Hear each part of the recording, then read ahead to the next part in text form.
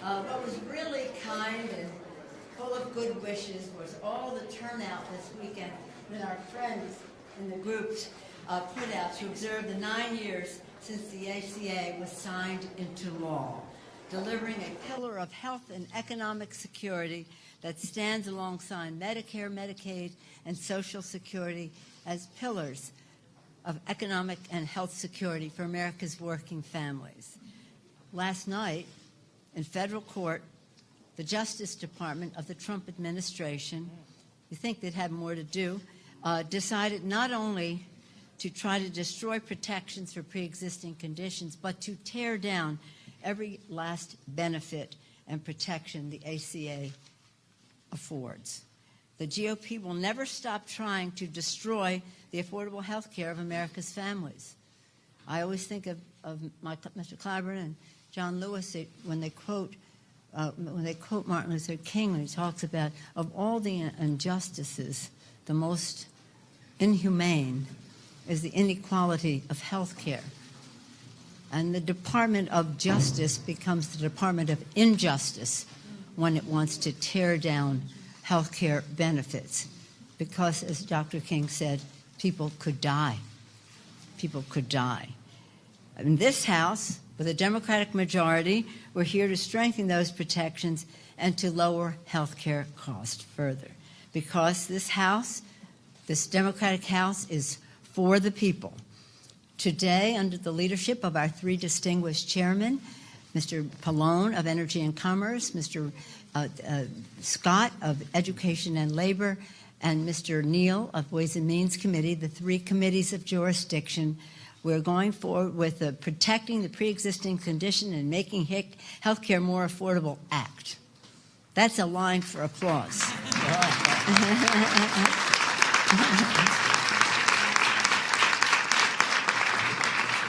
They and our other members and members of our freshman class will be speaking more to the particulars of the legislation, but suffice to say it lowers health care insurance premiums, stops junk plans, strengthens protections for pre-existing conditions, and reverses the GOP health care sabotage.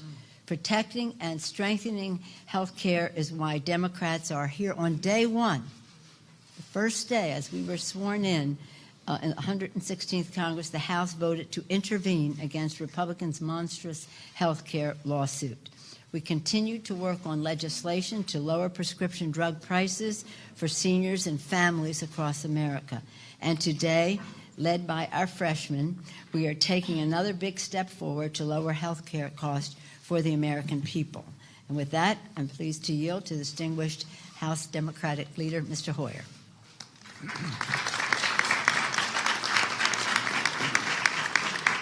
Thank you very much, Madam Speaker, and thank you for your leadership role in assuring that we extended the affordable, quality health care to all Americans.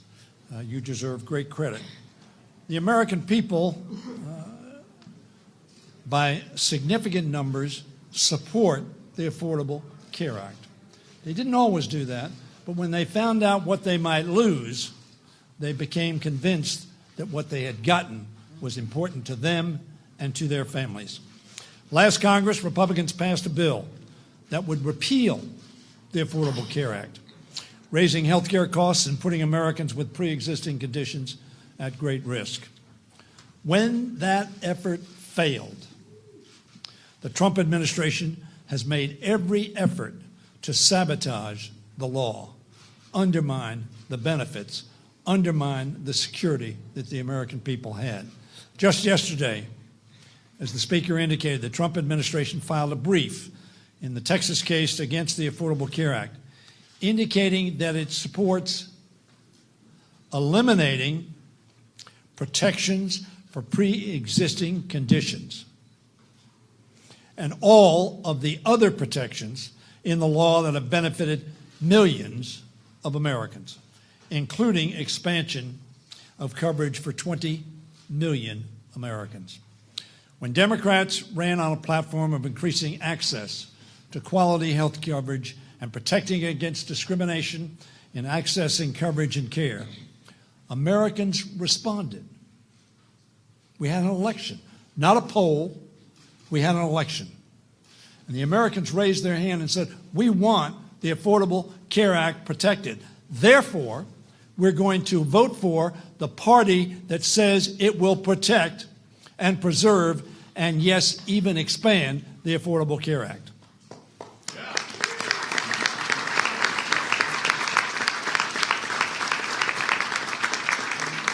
Americans responded by sending Democrats like Andy Kim, Angie Craig, Lauren Underwood, and Susan Wild to Congress to protect and expand the Affordable Care Act.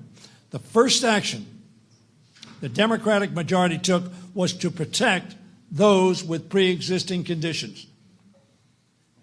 And we're going to continue to fight until those protections are real and reliable. Now, Democrats are continuing to deliver on our promises by introducing legislation to reverse the Trump administration's health care sabotage, protect those with pre-existing conditions, and make health insurance more affordable.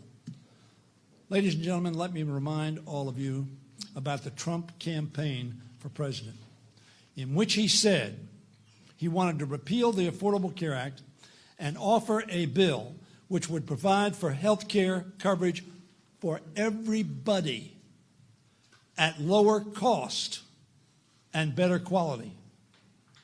As soon as he sends that bill down to the Congress, I'm voting for it.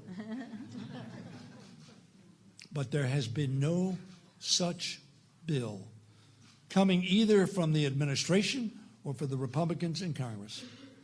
I am therefore proud to join my colleagues in introducing this bill. The Affordable Care Act wasn't perfect, but it brought real reforms to our health care system that Americans do not want to see undone. Republicans, listen.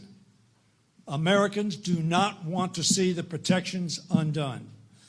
With this bill we are introducing today, House Democrats are building on those reforms to make sure that every American has access to quality, affordable health care.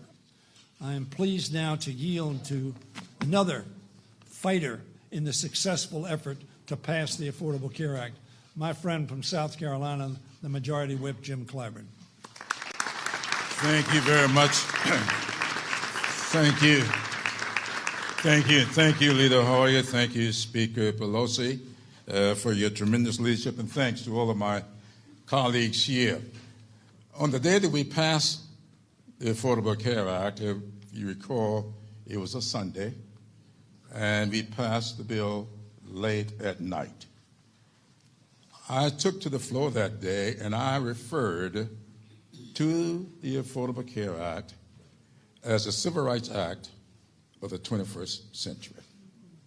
I said that because of that 1966 speech that Martin Luther King Jr. Gave that the Speaker just alluded to. I said that because what we were doing with that law was outlawing discrimination against people who might get sick, and also against people who may come into this world with a pre-existing condition. What we were saying, that a child born with diabetes ought not be denied insurance coverage on his or her family's insurance policy. What that said was a woman with breast cancer or a man with prostate cancer should not be allowed to be kicked off of the insurance policies when they start getting treatments.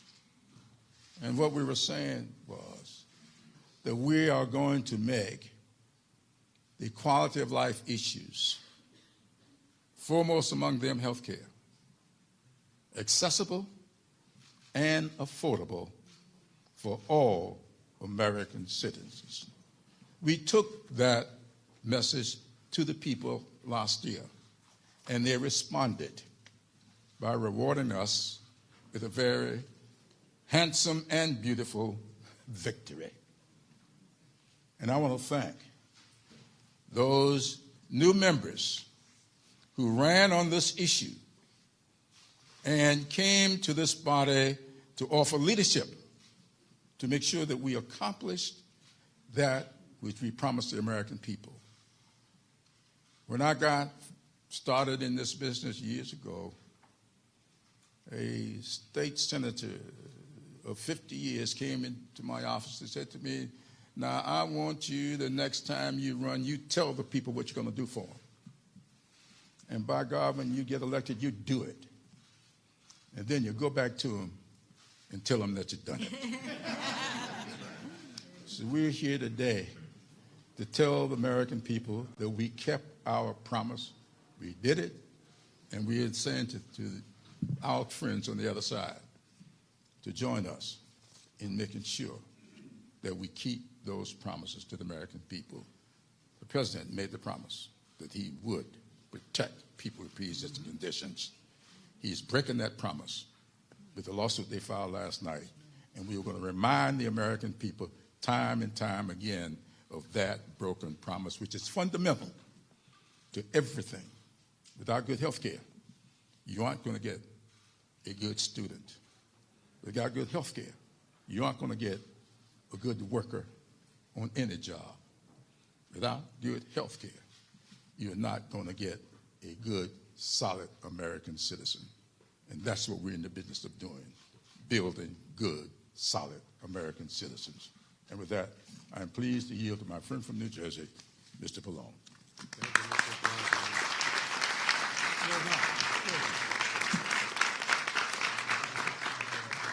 I'm glad I'm following Jim Clyburn because I want to follow up on what he said. He talked about President Trump's broken promises and what we as Democrats are going to do to live up to our promises. So yesterday, once again, President Trump, through the Justice Department, announced that they want to repeal the Affordable Care Act through the courts, even though they said that, they were going to make sure that Americans had good health care. They're saying outright, we want the courts to repeal the Affordable Care Act, which means that people will not get health insurance. On the other hand, what we're going to do tomorrow in the Energy and Commerce Committee and the Health Subcommittee is move legislation that would actually act on our promise, which is to make sure that people are protected who have pre-existing conditions. And then I'm going to have Rich Neal follow me to talk about the affordability aspect.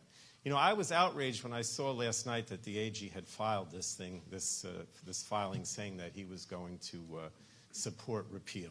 It's outrageous because I remember I was there, 6-7 years ago when we drafted the Affordable Care Act, and people forget that before that, if you had a pre-existing condition, you were not able to get health insurance. If you didn't get it on the job because you had to go buy it on the individual market, you were subject to all kinds of discriminatory practices, lifetime limits, annual limits on, what kind of insurance you would get. And then if you wanted to buy insurance, a lot of the insurance that might be available to you because of your pre-existing condition was junk that didn't cover everything. They were selling insurance in some states, I remember in North Carolina, that didn't include hospitalization.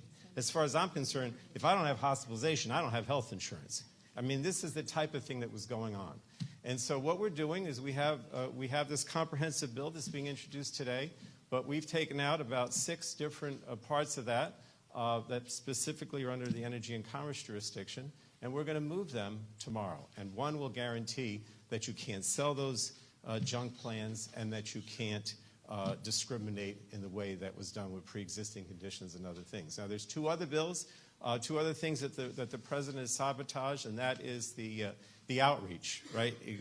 90% of the money for the outreach, to tell people what the insurance is about, to have navigators, to explain, that's all been eliminated. We are going to bring that back. And then the last thing we're going to do, and Mr. Kim and Andrew Craig are the sponsors of those bills that would say that if you want to set up a state-crafted marketplace, we will help you do that because it is important that states be able to tailor the marketplace to their individual state because that makes for better health insurance as well. Now, the last thing I wanted to say is that the Energy and Commerce Committee just recently launched an investigation of these junk plans because what the Republicans say, and it's false, is, well, it's okay, you make your own choice, you buy a junk plan, that's on you. Well, the fact is these things are misleading. There's all kinds of terrible practices out there. They're pretending as if these plans actually cover things that they do not. And so we're going to get to the bottom of that. But now I'd like to introduce Rich Neal. Chairman Neal is going to talk about the affordability aspect and others. Thank you, Rich. Thanks, Frank. Thanks, Frank, very much. One of the nice things about being chairman of the Ways and Means Committee is that other members lay out the plan and they say, and now we're going to hear from Chairman Neal and how we're going to pay for it. To the Speaker and to the two leaders here, last night, I think in New Orleans, the intentions of the Trump administration were unmasked. They told us in the aftermath of the election that they believed that the ban on pre-existing condition was sacrosanct. Remember the other parts of the Affordable Care Act, keeping 26-year-olds on their parents' health insurance? How about putting a cap on out-of-pocket expenses?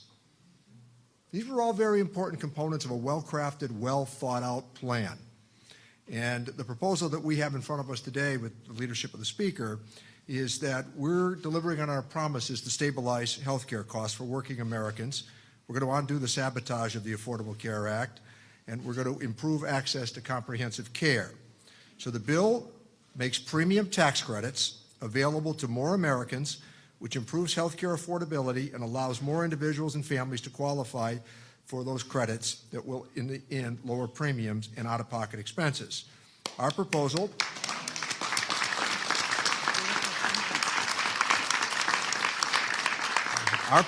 ensures that families who don't have affordable coverage through their employer can still qualify for tax credits in the marketplace. What that means is, essentially, if you choose an arbitrary number, a family of 4, they would qualify for income based up to $96,000 for tax credits. For the individual, up to $46,000 for tax credits. Now, I'm just going to close on a note that I'm very proud of. This is what happens when you have a state where people want to make the Affordable Care Act work. Let me give you a pretty stunning statistic from Massachusetts.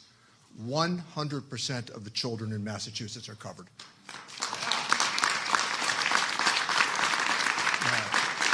And 97% of the adults in Massachusetts are covered. And guess what? In terms of consumer satisfaction, it regularly polls in the high 70s. Thank you all very much. I'm sorry, Bobby Scott. I was so busy with my tax credits. A good friend, Chairman Bobby Scott.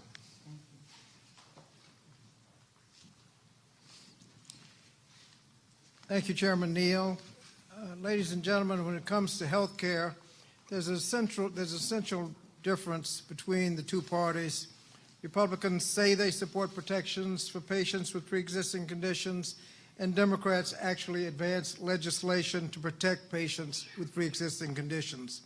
In state legislatures, in Congress, in the White House, and in the courts, Republicans have worked tirelessly to undermine or completely eliminate patient protections under the Affordable Care Act.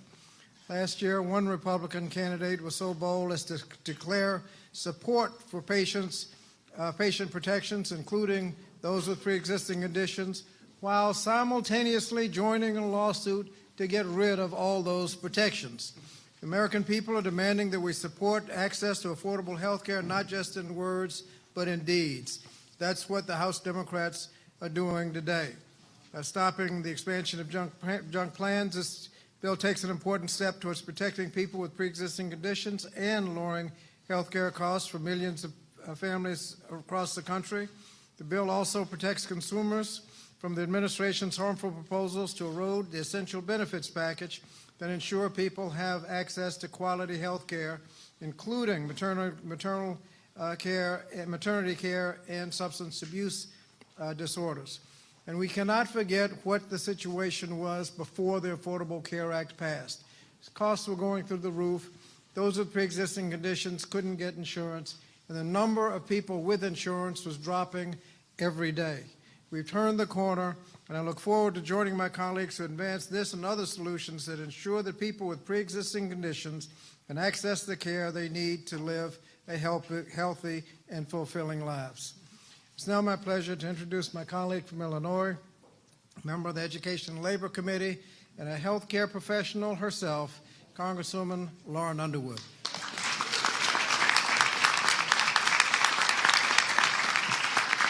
Thank you, Chairman Scott.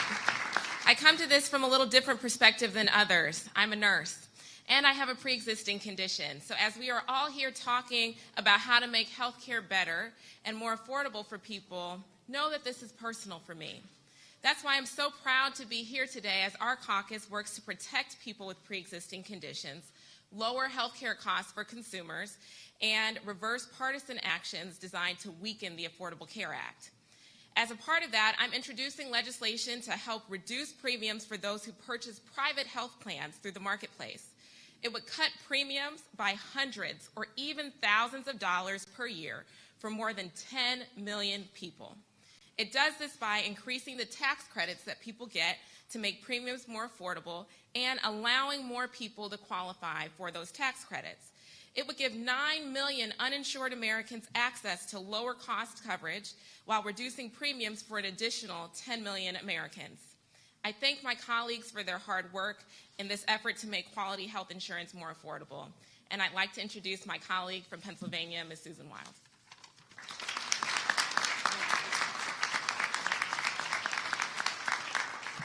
Good afternoon. Thank you, everyone, and thank you, Speaker Pelosi, for this opportunity to say a few words. I want to express my belief in the core moral principle that everyone standing here today has already expressed, that quality, affordable health care is the right of every child, woman, and man in our country, not a privilege just for those fortunate enough to have it. As part of our efforts to make this principle a reality, we need to build on the successes of the ACA and ensure that every American can get health coverage, protect people with pre-existing conditions, and lower the rising cost of health care. I'm proud that this effort includes a bill that I've put forward, the Family Health Care Affordability Act, a bill to fix the ACA's so-called family glitch. This glitch in the system has prevented some workers from being able to expand their employer-provided insurance to their families by disqualifying them for the subsidies they need to be able to afford coverage for their spouse and their children. My bill is a small fix to a big problem for many working families. This, alongside our sweeping legislation to stabilize and strengthen the ACA and protect people with pre-existing conditions, can help every family across our nation get health insurance. As a representative of a district with as many Republicans and independents as Democrats, I can tell you this: it is not a partisan issue. When my constituents gather around their kitchen tables, they aren't talking about party or ideology. They are talking about how they're going to afford their premiums this month. They're worried about the same unsustainable health care costs and gaps in coverage. On behalf of working families in my community and yours, let's work together to improve the lives of millions of Americans by building on the promise of the Affordable Care Act and strengthening our health care system. Thank you, and at this point I turn it over to Representative Angie Craig from the great state of Minnesota. Minnesota, I'm sorry. Thank you so much, Susan. Hello, my name is Representative Angie Craig, and I represent Minnesota's 2nd Congressional District.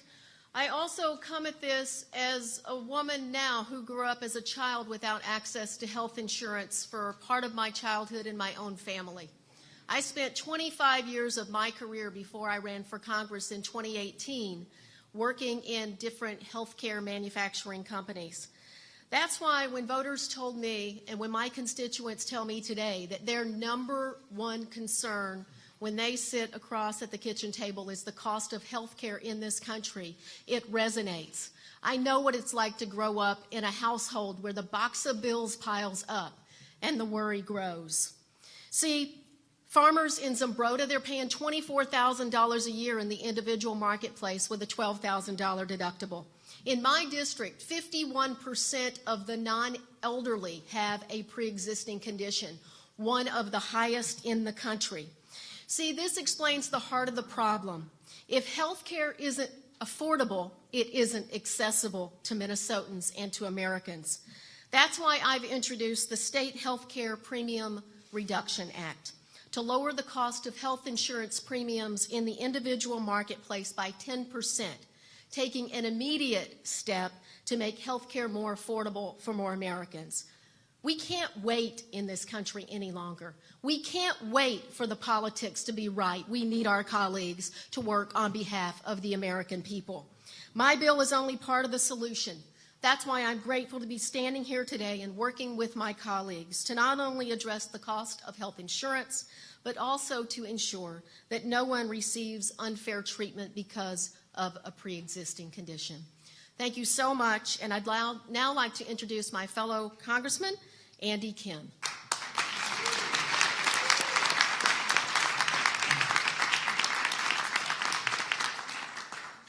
My name is Andy Kim, and I'm the Congressman of the New Jersey 3rd Congressional District. I also stand before you as a son of a polio survivor. I stand before you as a father to 2 baby boys whose health I worry about every single day.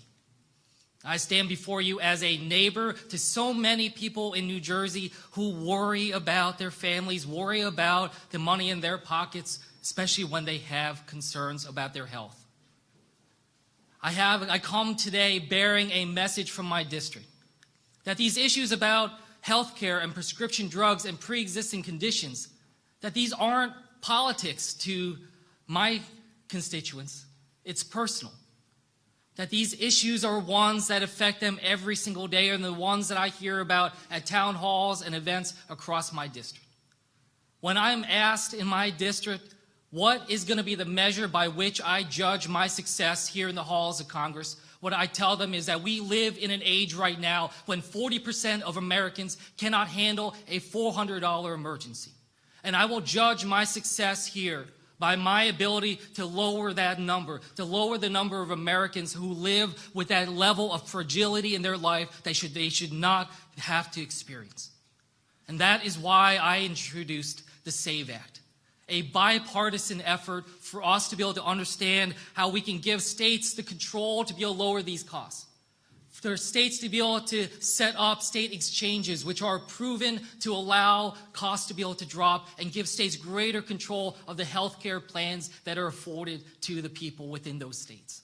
This is a bipartisan effort that we are moving forward, and I am proud to be able to introduce this to Congress. And I do that not only as the Congressman of the New Jersey 3rd, not only as a colleague to these incredible people who are committed to a better health care system in this country, but as a son, as a father, and as a neighbor to so many people who deserve better. Thank you.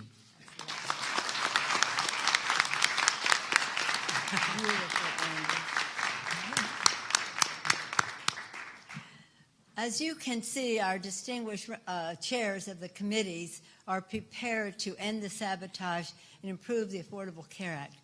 But our new members, the members of the freshman class, have come in with their own ideas on how to make Affordable Care Act even better and more serviceable to the people that we serve. Thank you. Thank you, Angie Craig. Thank you, Lauren Underwood. Thank you, Andy Kim. And thank you, Susan Wild. But her family glitch legislation. When we fought for the Affordable Care Act, those of us who did, who are here, we did so with the idea, it doesn't have a very glamorous name, the Affordable Care Act, but we decided to just call it affordable because that was the whole point. It was affordable care. And because people needed affordability, as has been said, in order to have accessibility. And of course, we wanted it to be quality.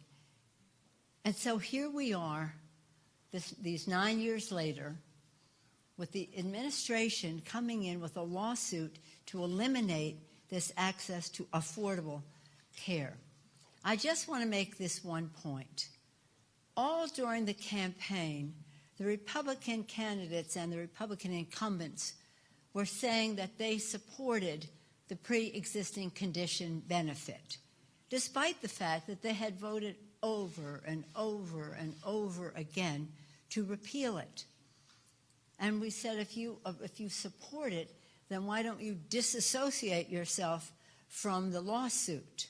Even one of the Senate races, one of the attorneys general in the lawsuit was saying he supported pre-existing conditions. So there's an inconsistency, if not an hypocrisy, here. Why would you mislead the American people that way? Why would you say you support the benefit of a pre-existing condition when you voted to eliminate it and now overwhelmingly are part of a lawsuit to eliminate it and support an administration who wants to do away with the whole bill? The whole bill not only provided 20 million people with affordable care who didn't have care, it provided better benefits for over 150 million families in America by eliminating, as Mr. Pallone said earlier, by eliminating the pre-existing condition obstacle, by eliminating the limitations, the caps, the annual and lifetime caps. The list goes on about how the benefits were improved and how we put it onto a path of affordability. So what they're doing is very destructive. We won't let them do that, and we will fight them in the Congress and in the courts for the people. That is what we promised in the campaign: for the people, lower health care costs. This is one aspect of it, more to come. I want to thank our freshmen for being who they are, coming to the Congress with fresh ideas on how to make things better, very closely connected to their constituents, fresh from the trenches. Thank you, Angie Craig. Thank you, Lauren Underwood. Thank you, Andy Kim. Thank you, Susan Wild. And I know my distinguished chairman and leadership thank them as well. And I want to make a special note for the outside groups. We would never have been able to pass the Affordable Care Act with just our inside maneuvering. It was the outside mobilization that made the success possible. Lincoln said, public sentiment is everything. They went out there. They saved the Affordable Care Act over this past 2 years by 10,000 events. 10,000 events across the nation. And last night when I spoke to them on the phone, didn't know what, we have a regular call, didn't know what subject might come up.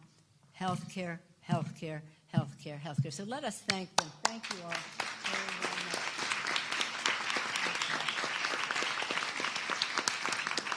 And thank all of you. Thank you, my colleagues. Thank you. Oh, no way. It's so good to meet you. Sister Simone. Let us acknowledge Sister Simone. Sister Simone says we have to say everything 3